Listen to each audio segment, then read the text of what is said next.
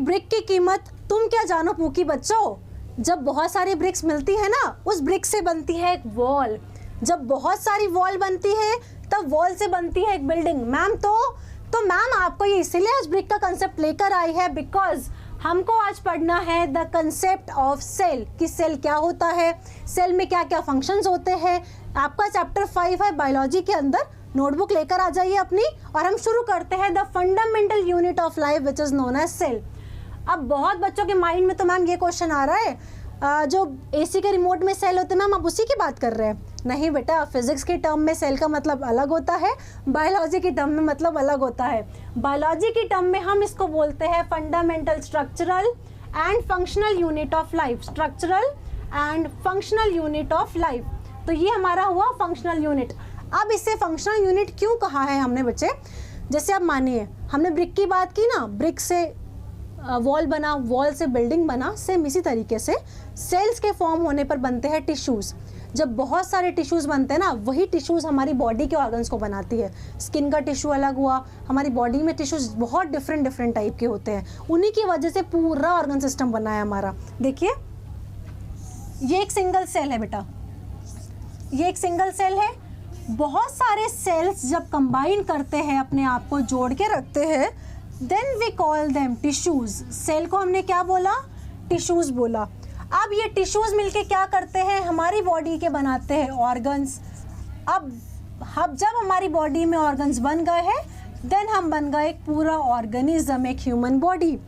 तो क्या हुआ, सेल बेसिक यूनिट हुई ना। अगर सेल ही नहीं हुए तो टिश्यूज का फॉर्मेशन नहीं होगा, टिश्यूज नहीं हुए तो ऑर्गन्स का फॉर्मेशन नहीं होगा। तो basically cell is the structural unit जो हमारी बॉडी को स्ट्रक्चर देती है, हमारे फंक्शंस को परफॉर्म करने में हेल्प करती है। कैसे करेगी वो हम देखेंगे अभी, बट उससे पहले ये तो जाने सेल के बारे में हम पढ़ रहे हैं, वो डिस्कवर किसने किया है, किसने उसकी खोज की है। तो बेटा एक बार क्या होता है कि रॉबर्ट हुक नाम से एक साइंटिस्ट थे, वो ऐसे ऐसे करके पार्क में टहल रहे थे। उनकी नज़र पड़ी एक बार्क ऑफ ट्री पे, ट्री का जो बार्क होता है ना उसमें नज़र पड़ी। उन्होंने उसके कॉर्क को, जो बाहर की छाल होती है, उसको निकाला और ये आप देख सकते हैं माइक्रोस्कोप के अंदर उन्होंने उसको ऑब्जर्व किया। तो उन्हें बच्चों दिखा कि यहाँ पर ना टाइनी से रूम्स है, छोटे छोटे से कमरे दिखे उनको। इन कमरों को उन्होंने नाम दे दिया सेल। इन कमरों को क्या नाम दे दिया, सेल नाम दे दिया है। तो इन्होंने डिस्कवर किया एक सेल और उसको नाम भी इन्होंने दिया है 1665 में। बट बेटा इन्होंने जो सेल डिस्कवर किया था ना, वो था डेड सेल। तो मैम हमारी बॉडी में डेड सेल है क्या? नहीं, हमारी बॉडी में लिविंग सेल है, जिसको डिस्कवर करने आए थे दूसरे साइंटिस्ट, जिनका नाम था एंटोनी वैन लीeuwenhoek। मैम क्या अजीब सा नाम बता रही हो आप, याद करना पड़ेगा बट हमको, क्योंकि इन्होंने क्या किया था, एंटोनी वैन लीeuwenhoek ने फर्स्ट लिविंग सेल डिस्कवर की थी 1674 में। क्लियर? तो अगर आपसे क्वेश्चन पूछे ना एग्जाम में कि who discover cell, then your answer will be Robert Hooke. But अगर स्पेसिफिकली मेंशन है ना कि फर्स्ट लिविंग सेल किसने डिस्कवर की, then answer will be Antonie van लीeuwenhoek। क्लियर? दोनों के बारे में हमको पता चल गया है। अब सेल ऐसा नहीं है कि एक सिंगल ही सेल है। अच्छा ये बताइए कमेंट्स में कि कितनों को लगता है जो हमारी बॉडी है वो एक सिंगल सेल से बनी है? Comment fast. जो हमारी बॉडी है वो एक सिंगल सेल से बनी है। आधे बच्चे तो लिख रहे हैं यस मैम सिंगल सेल है, आधे बच्चे लिख रहे हैं मैम बहुत सारे सेल है। बेटा देखो दोनों में क्या डिफरेंस है, यूनिसेलुलर बॉडीज होती है कुछ, ठीक है, कुछ बॉडीज होगी यूनिसेलुलर और कुछ बॉडीज होती है मल्टी सेलुलर। यूनि का मतलब आपको पता है single, single only one. Multi का मतलब होता है मैनी, मतलब बहुत सारे। यूनिसेलुलर के अंदर ऑर्गेनिजम्स आते हैं जो बने होते हैं सिर्फ वन सेल से। कितने सेल से? सिर्फ एक सेल होता है इनकी बॉडी में। वही एक सेल खाना भी बना रही होती है, वही सेल न्यूट्रिशन में हेल्प कर रही होती है, वही एक सेल डाइजेशन, रेस्पिरेशन, एक्सक्रीशन सब कुछ में हेल्प कर रही होती है। तो ये एक एग्जाम्पल किसके हो गए, हमारे यूनिसेलुलर के।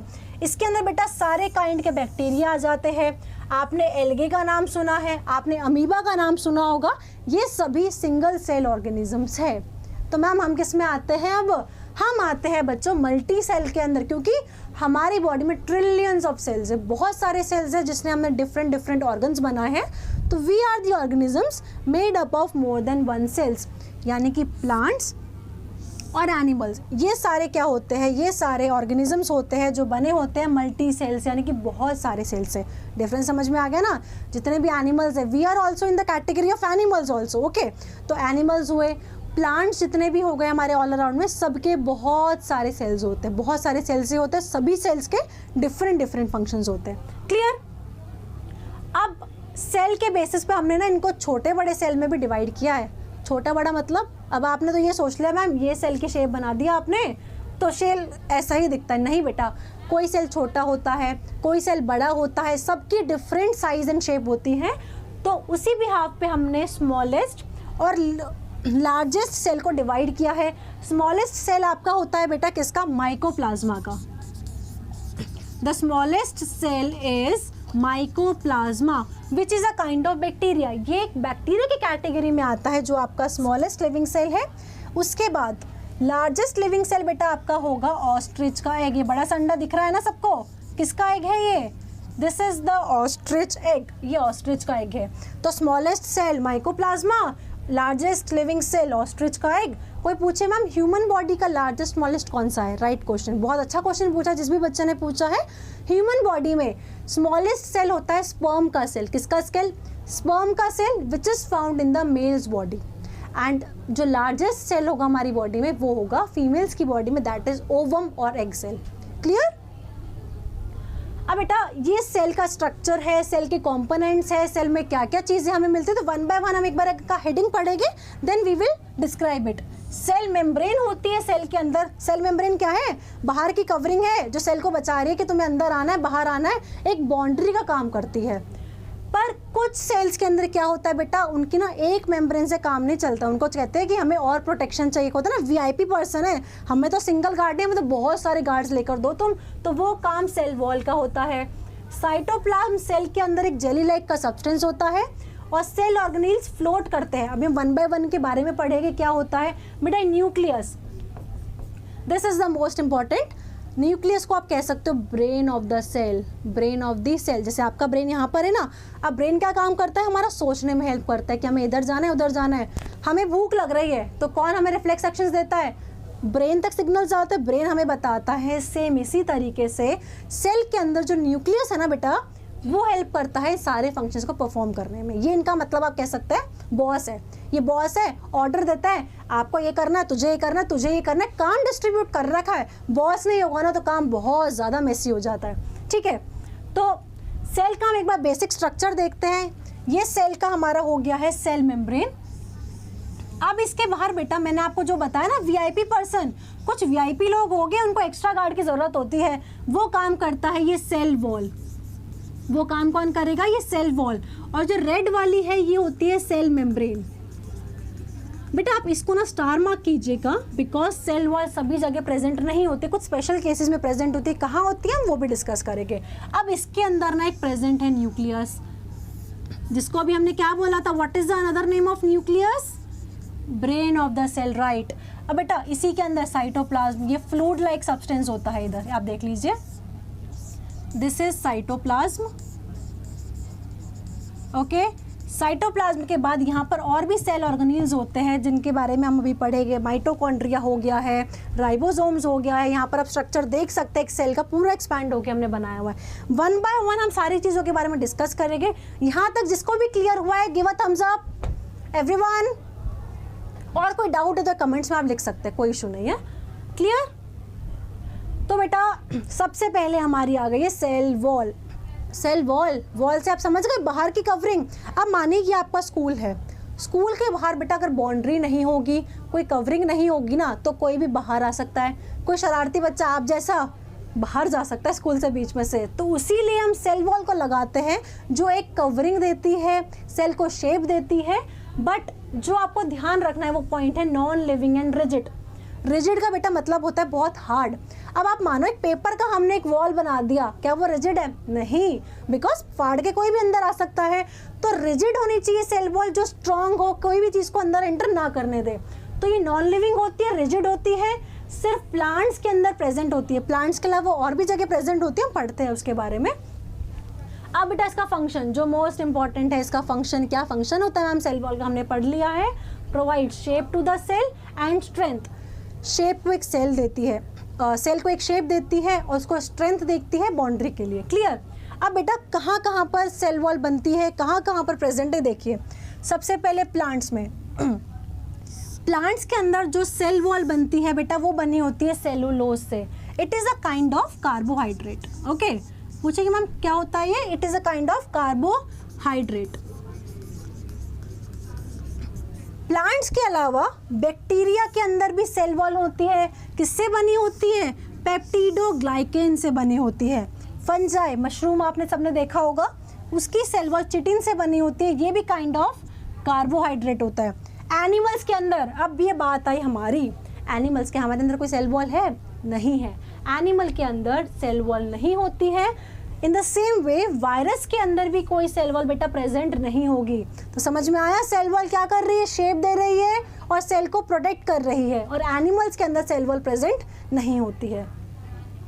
सेकेंड हमारा पार्ट आ गया है बेटा सेल मेम्ब्रेन। ये बहुत इंपॉर्टेंट है ना। ये है ना वो लड़की है क्लास में जो कुछ सेलेक्टिव लोगों से बात करती है, सबसे बात नहीं करती है। क्या करती है? कुछ लोगों को सेलेक्ट करके बात करती है।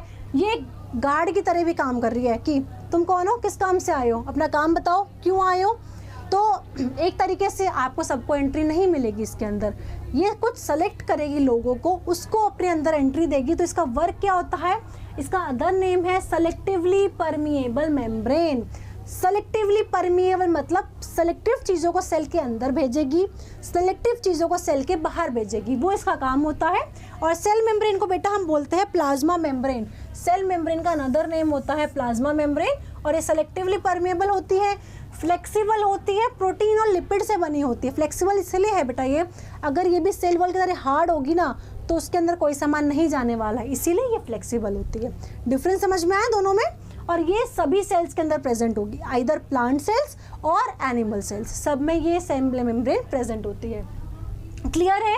It allows the entry, permit and exit of some materials. Cell के अंदर कौन आएगा, सेल के बाहर कौन जाएगा, ये डिसाइड करती है। ये एक बॉस के नीचे वाला है, HR है ये हमारी।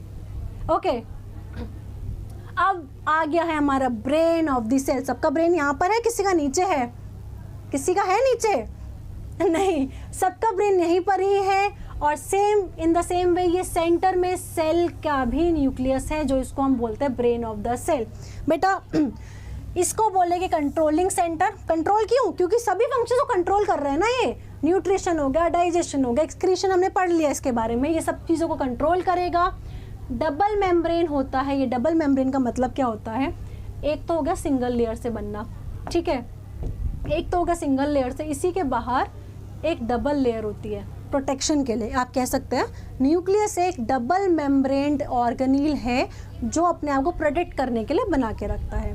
ठीक है, अब बच्चे इसके अंदर क्या होता है? डीएनए। अब डीएनए के बारे में किसी को पता है? Who knows the definition of DNA? Anyone? Full form of DNA?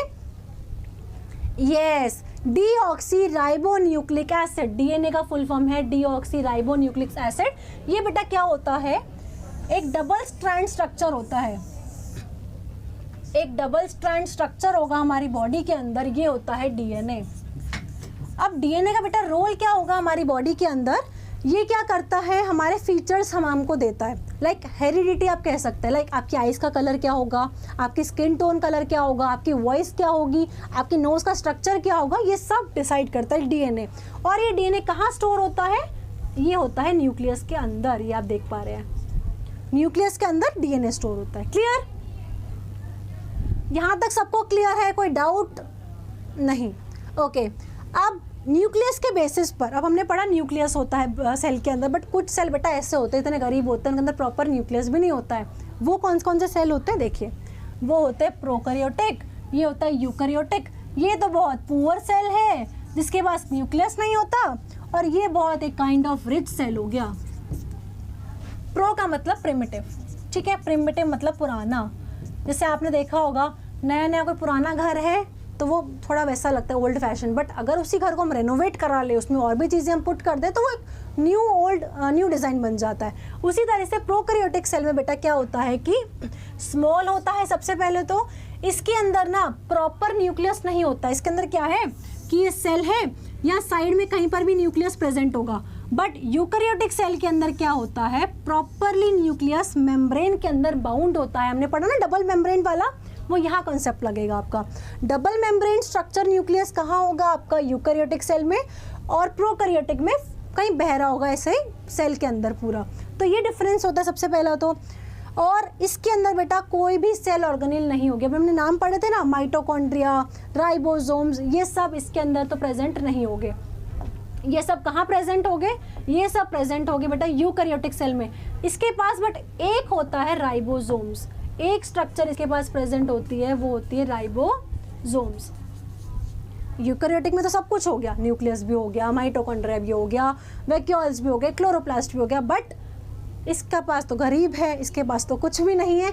इसके पास सिर्फ होगा राइबोसोम्स और एक फैला हुआ न्यूक्लियस। ये डिफरेंस है इन दोनों के अंदर। यहाँ पर आप देख सकते हैं टेबल की फॉर्म, जिसको स्क्रीनशॉट चाहिए वो स्क्रीनशॉट ले सकता है। क्लियर? अब बेटा अभी हम जितनी देर से एक बात कर रहे थे माइटोकॉन्ड्रिया की, अब आप एक बताइए कि एक घर तो हमने बना लिया, घर में हमने एक ब्रेन भी दे दिया है, न्यूक्लियस जिसको हमने नाम दिया है। अब घर में बाकी काम करने के लिए कोई फीचर तो चाहिए होगा ना, उसको एनर्जी देगा। तो ये एक पावर हाउस होता है जो सेल को एनर्जी देता है, एक मोटर की तरह काम करता है जो इसको पंप करता है। लाइक इसको हम बोलेंगे power house of the cell. Mitochondria आप यहाँ देख सकते हैं बेटा इसका shape, it is known as power house of the cell. Cell को एटीपी के फॉर्म में ये एनर्जी प्रोड्यूस करता है ताकि सारे काम हो पाए। जैसे न्यूक्लियस ने डिवाइड कर दिया सबको काम, बट काम करने के लिए एनर्जी भी तो चाहिए, एनर्जी नहीं होगी तो काम नहीं होगा। तो काम करने का जो पावर देने का काम है वो रहता है माइटोकॉन्ड्रिया का। ये भी अगेन डबल मेम्ब्रेन ऑर्गेनेल होता है। और जो इसके अंदर की जो मेम्ब्रेन होती है, ये तो बाहर की मेम्ब्रेन हो गई।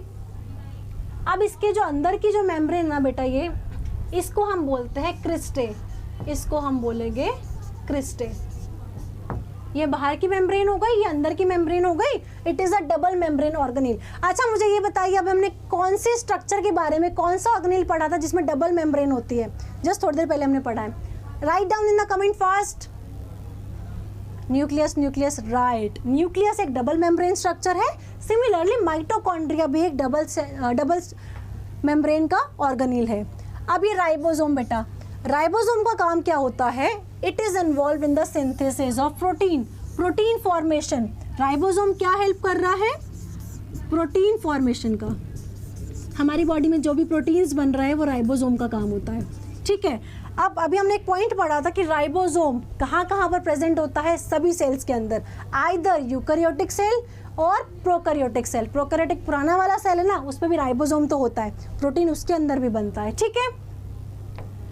अब कितना सुंदर सुंदर कलरफुल आपको ये दिख रहा होगा। रेड कलर का रोज का फ्लावर है, सनफ्लावर है, ब्रिंजल है, कैरेट है।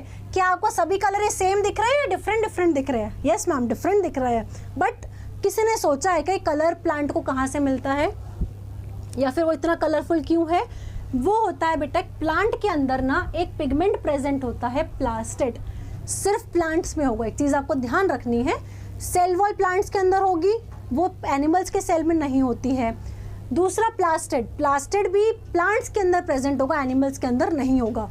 अब प्लास्टिड बेटा क्या होता है? ये कलर्स देता है प्लांट्स को, डिफरेंट डिफरेंट कलर्स देता है, फोटोसिंथेसिस में हेल्प करता है। इसके 3 पार्ट्स आप पढ़ोगे यहाँ पर। First one is chromoplast, second one is leucoplast and third one is chloroplast. क्या डिफरेंस है तीनों में? The plastid that contain the coloured pigment, जो भी कलर प्रोवाइड करेगा, जो भी क्या करेगा? कलर प्रोवाइड करेगा पूरे फ्लावर्स को। जैसे आपने लास्ट स्लाइड में देखा, रेड कलर का फ्लावर भी है, येलो कलर का फ्लावर भी है।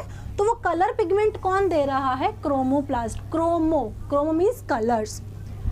अब क्लोरोप्लास्ट, जितने भी ग्रीन कलर के प्लांट्स हैं, जितने भी ग्रीन कलर के प्लांट्स हो गए ना, वो आपकी कैटेगरी में आएंगे क्लोरोप्लास्ट की कैटेगरी में। और जितने भी कलरफुल फ्लावर्स हैं वो क्रोमोप्लास्ट की कैटेगरी में। इसमें ग्रीन कलर का पिगमेंट होता है, जिस वजह से ग्रीन कलर का होता है। क्या हेल्प करता है बेटा? फोटोसिंथेसिस में। इसके अंदर ग्रीन कलर का पिगमेंट होने की वजह से जो क्लोरोप्लास्ट पिगमेंट प्रेजेंट है, इसकी वजह से प्लांट्स क्या कर पाते हैं? फोटोसिंथेसिस करवा पाते हैं। तीनों में डिफरेंस क्लियर? लूकोप्लास्ट क्या हो गया मैम? लूको का मतलब बेटा हो गया कलरलेस, यानी कि इसमें कोई कलर ही नहीं है। तो इसका काम क्या हुआ? कलरलेस प्लांट्स तो हमने नहीं देखे। इसका काम होता है बेटा स्टोरेज ऑफ फूड। देखिए क्लोरोप्लास्ट जिन प्लांट्स में भी क्लोरोप्लास्ट का पिगमेंट है उन्होंने खाना बनाया, बहुत सारा खाना बन गया, इसको स्टोर करके भी कहीं रखेंगे। तो ल्यूकोप्लास्ट क्या करता है, फूड को स्टोर करके रखता है। जितना भी हमारा फूड बना है उसको स्टोर करने का काम किसका होगा, ल्यूकोप्लास्ट का होगा। तीनों में डिफरेंस क्लियर। अब आ गई है मेन काम की बात। हमने पढ़ तो बेटा बहुत कुछ लिया है, अब आप बोलोगे मैम पढ़ तो लिया है, अब हमें आगे क्या करना है। आपको एक होमवर्क मैं आपको दे रही हूँ जिसमें आपको क्या करना है, आपको बताना है कि पावर हाउस ऑफ सेल किसको बोलते हैं। ये मैंने आपको बताया ना अभी, power house of cell, brain of the cell, kitchen of the cell and protein factory. कि सेल को पावर कौन देता है, सेल का ब्रेन किसको कहते हैं, सेल की किचन किसको बोलते हैं जो खाना बनाती है हमारे प्लांट्स के लिए, और प्रोटीन फैक्ट्री, सेल में प्रोटीन का काम किसका होता है। वो सभी आपको कमेंट बॉक्स में आंसर लिखने हैं। I will check all the answers. Remaining जो भी टॉपिक्स हैं हमारे वो हम पार्ट 2 में कवर करेंगे। टिल देन जितना भी हमने आज पढ़ा है ना सबको रिवाइज करो बेटा, क्योंकि न्यू टॉपिक है आपके लिए, तो एक बारी में आपको भी माइंड में नहीं बैठेगा। तो इसको रिवाइज करते रहो, बार बार नोट्स बनाते रहो शॉर्ट में। इसका आंसर मुझे ज़रूर कमेंट बॉक्स में आप दीजिएगा। मिलते हैं नेक्स्ट पार्ट में। थैंक यू सो मच बच्चे।